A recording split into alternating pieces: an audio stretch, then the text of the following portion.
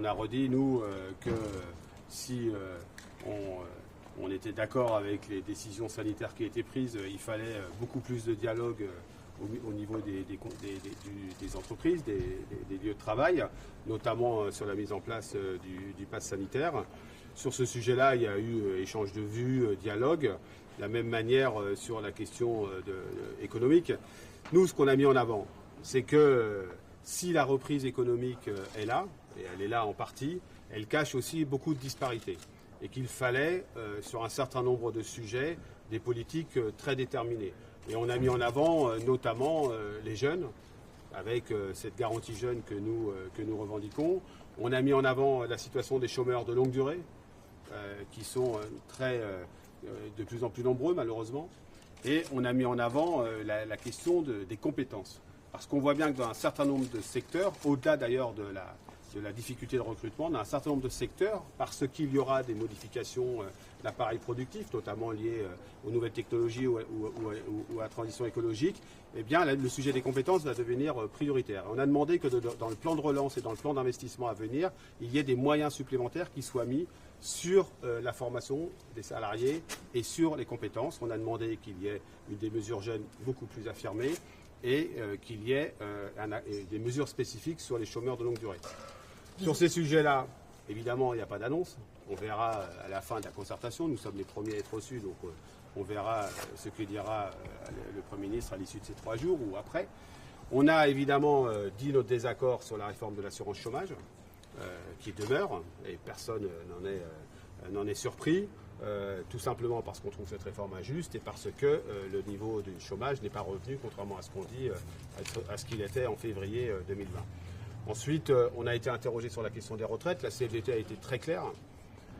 Il n'y a pas de voie de passage pour une quelconque réforme d'ici 2022 et donc toute concertation qui s'opérerait serait un peu lunaire.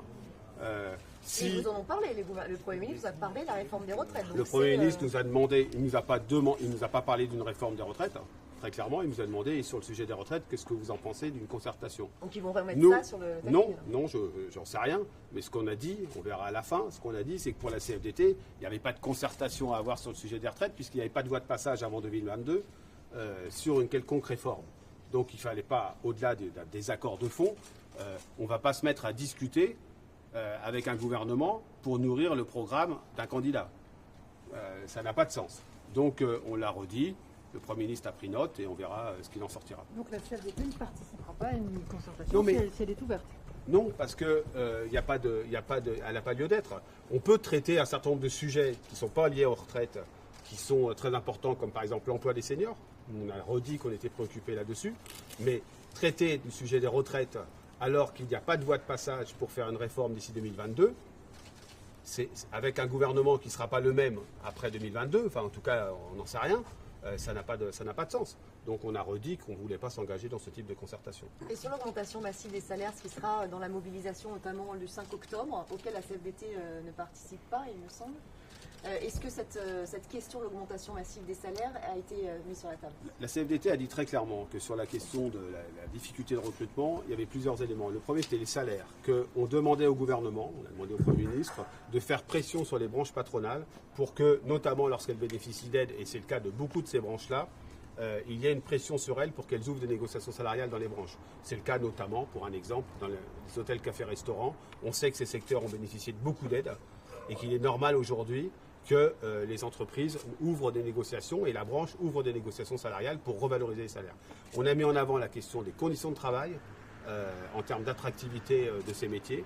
Et puis, on a mis en avant aussi la question de la formation qui, parfois, pour certains secteurs professionnels, est insuffisante. Donc, la question des salaires est une question importante. Elle se traite dans les branches professionnelles et dans les entreprises. Et moi, je crois que c'est une des conditions qu'il faut mettre aux entreprises dans le versement des aides qui sont les leurs.